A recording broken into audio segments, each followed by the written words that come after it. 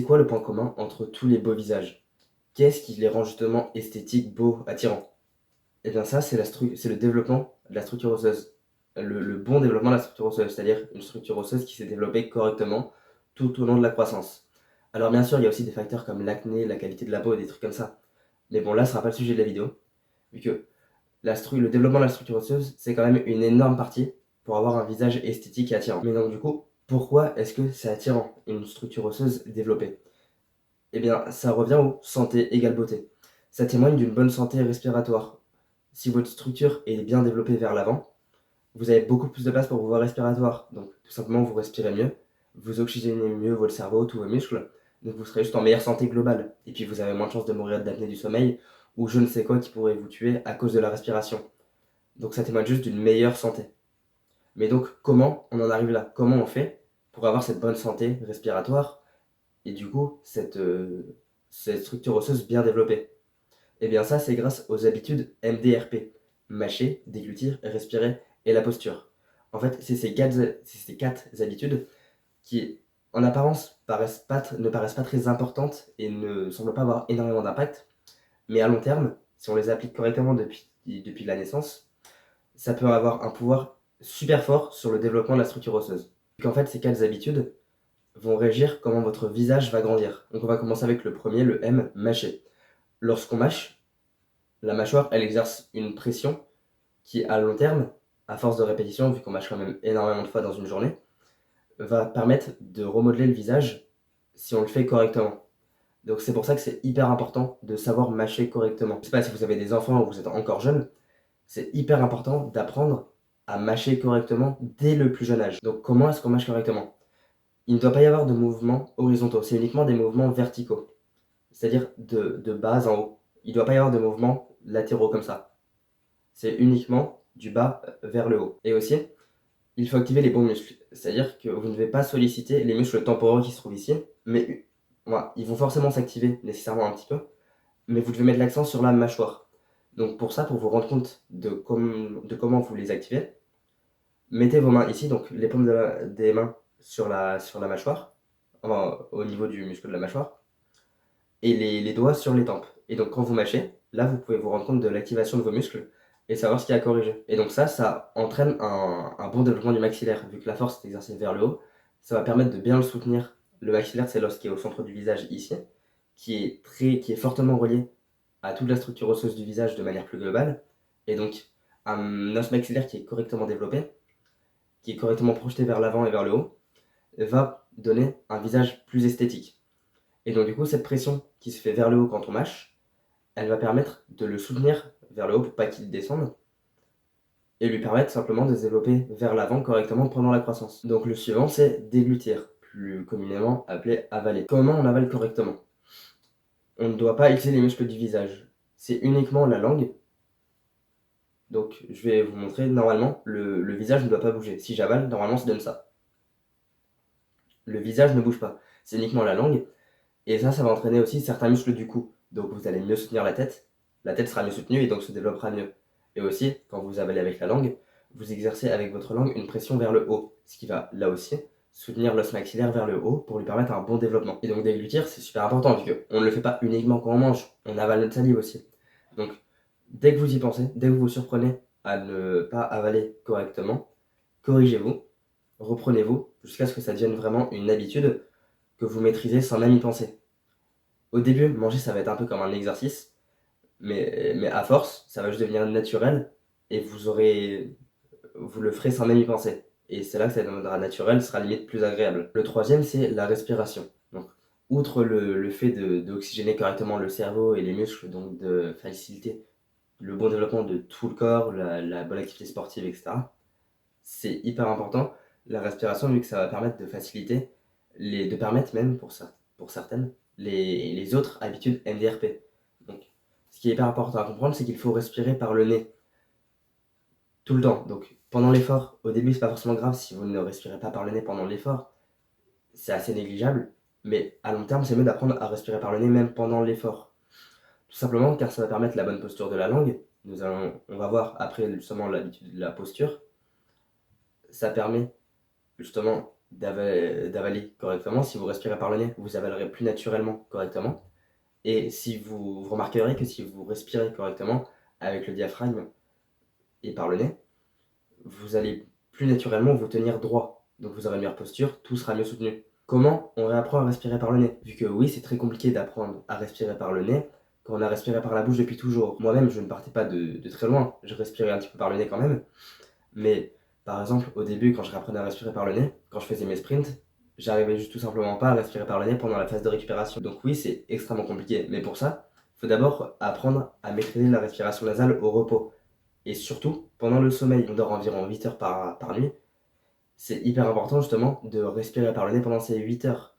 Si vous gâchez 8 heures à respirer par la bouche, votre corps va juste... C'est comme si vous faisiez le travail à moitié. Votre corps ne va pas comprendre, vous faites la moitié, vous respirez par le nez, la moitié par la bouche. Donc, c'est hyper important de respirer par le nez la nuit. Et donc, comment on fait ça? Vu qu'on n'est pas réveillé la nuit. Bon, c'est le concept, vous allez me dire. Mais donc, vu qu'on n'est pas réveillé, on ne peut pas se dire consciemment respire par le nez. Donc, pour ça, vous pouvez utiliser ce qu'on appelle un mouth tape. C'est-à-dire que vous allez prendre un petit ruban. Il y a des rubans justement faits exprès pour ça, vous pouvez en trouver facilement sur internet, qui sont faits justement pour ne pas abîmer la peau. Et tout simplement, vous le mettez de là à là, de manière à maintenir les lèvres fermées et à être sûr de respirer par le nez. Et aussi la journée, entraînez-vous à bien mâcher votre nourriture pour entraîner le tonus musculaire et maintenir plus facilement justement vos lèvres jointes.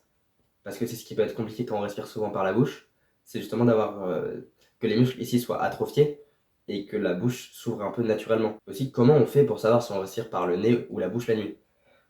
Bien tout simplement, si vous vous réveillez avec la bouche sèche, c'est sûrement que vous avez respiré par la bouche, vu que respirer par la bouche, ça va assécher les mucus, et donc vous allez avoir l'impression d'avoir une bouche plus sèche. Donc réapprendre aussi à respirer le plus tôt possible, surtout la nuit du coup, et au fur et à mesure, essayer d'implémenter ça pendant ton sport. C'est plus compliqué, mais tu vas y arriver au bout d'un moment. Donc essaie de l'implémenter aussi dans le sport. Et donc le dernier, c'est la posture. C'est tout aussi important. On pourrait dire qu'il est un peu moins lié aux autres, mais il l'est tout de même. Donc comme j'ai dit tout à l'heure, par rapport à la respiration, si on respire correctement, ça va entraîner une bonne posture. Et inversement, quand on a une bonne posture, ça va influencer notre respiration. On aura tendance à mieux respirer. Donc tout d'abord, il y a la posture de la langue. Vous avez sûrement déjà entendu parler du mewing sur les réseaux.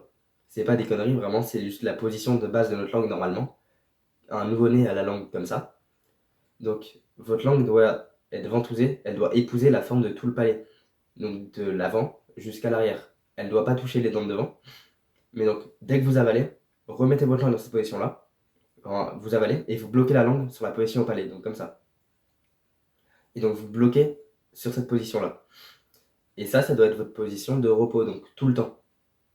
Et c'est pour ça, si vous respirez par le nez, ça permet cette position-là, vu qu'on ne peut pas respirer par la bouche en ayant le mewing qui est en place. Aussi, un truc important au niveau de la posture, c'est la posture de la tête en avant.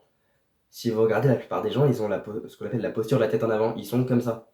C'est-à-dire qu'ils ont la nuque qui ne tient pas correctement la tête. Et donc ça, s'il faut y faire attention, il faut bien renforcer les muscles de la nuque.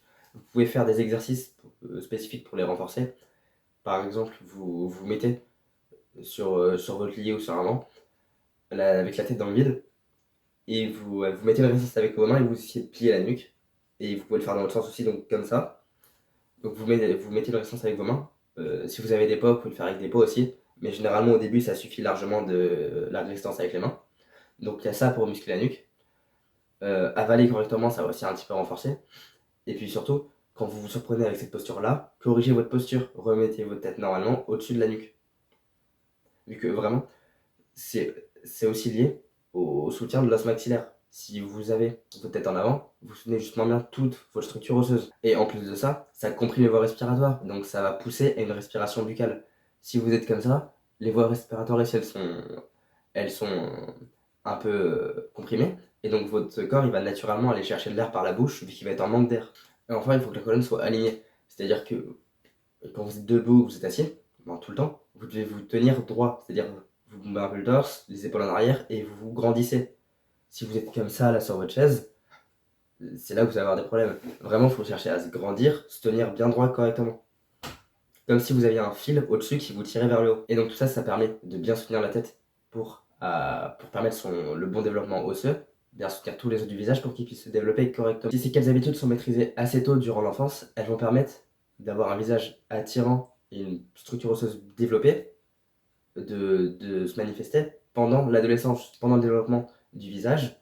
Le visage sera plus attirant qu'une personne qui n'a pas maîtrisé ses habitudes, justement. Si elles n'ont pas été maîtrisées assez tôt, on pourrait se dire que c'est trop tard. Donc oui, justement, bon, c'est essentiel d'apprendre à les remaîtriser, peu importe votre âge, mais ça va être compliqué. Ce sera extrêmement long de remodeler le visage. Plus on est âgé, plus ce sera long de remodeler le visage. Donc pour ça, il y a des méthodes qui sont moins naturelles que ces habitudes-là, évidemment, mais qui sont là justement pour imiter la pression exercée par ces habitudes en temps normal, mais de manière plus forte, plus intense, pour accélérer ce développement. Vu que c'est pas juste avec votre langue que vous allez réussir à appuyer assez fort pour avoir un développement assez rapide. Donc du coup, par exemple le mewing. Le mewing, il appuie, la langue exerce une légère pression sur le palais vers le haut et vers l'avant.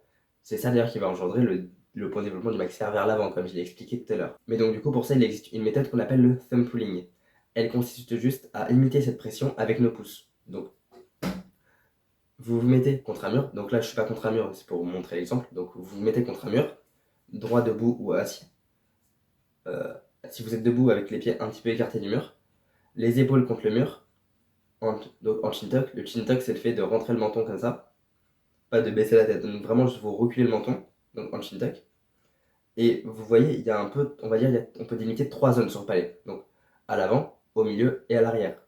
Donc vous allez essayer de faire euh, à la suite ces 3 zones pour imiter la pression de la langue. Donc à l'avant, c'est juste derrière, vous allez derrière les incisives, vous reculez, donc vous arrivez sur le palais et vous poussez dans cette direction-là.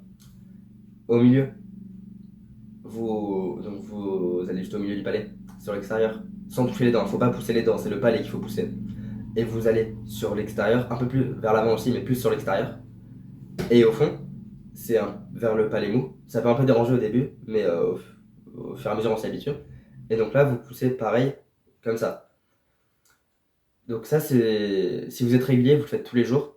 Vous faites une série de chaque. Personnellement, je fais tous les jours une série de chaque zone. Vous devriez voir des résultats au fil des mois. Donc bien sûr, c'est pas de jour en jour, hein, mais vous pouvez vraiment voir quelques résultats au fil des mois. Et donc, sur plusieurs années, c'est juste beaucoup plus puissant que les habitudes MDRP toutes seules. Donc, si vous avez un enfant qui a 8 ans, ça sert à rien de le mettre au thumb pulling. Les habitudes MDRP vont largement suffire. Mais si vous êtes plus âgé, par exemple, personnellement j'ai bientôt 17 ans, et vu que j'ai pas maîtrisé les 4 habitudes dès le début, je fais le thumb pulling pour rattraper le retard que j'ai eu. D'ailleurs, vous pouvez entendre des petits craquements quand vous faites le thumb pulling. C'est normal. Au début, votre structure, vos tissus s'habituent, n'allez pas à fond. Ça sert à rien, honnêtement, vous allez juste vous faire mal sinon. Mais donc n'allez pas à fond dès le début, vos tissus s'habituent. Mais après, vous pourrez pousser un peu plus fort. Et vous pourrez peut-être entendre des petits craquements, des craquages, c'est normal. C'est juste votre structure osseuse qui est en train justement de se remodeler. Donc, si t'es encore jeune, il faut bien que tu comprennes que c'est hyper important que tu apprennes à maîtriser ces habitudes au plus tôt, le plus vite possible. Vraiment, ça pourra changer ta vie. Vraiment, tu le regretteras pas plus tard. Donc, apprends ces 4 habitudes au plus tôt. Donc maintenant, tu as toutes les clés en main pour améliorer ta structure faciale. Donc, abonne-toi pour ne pas rater d'autres vidéos intéressantes sur la santé.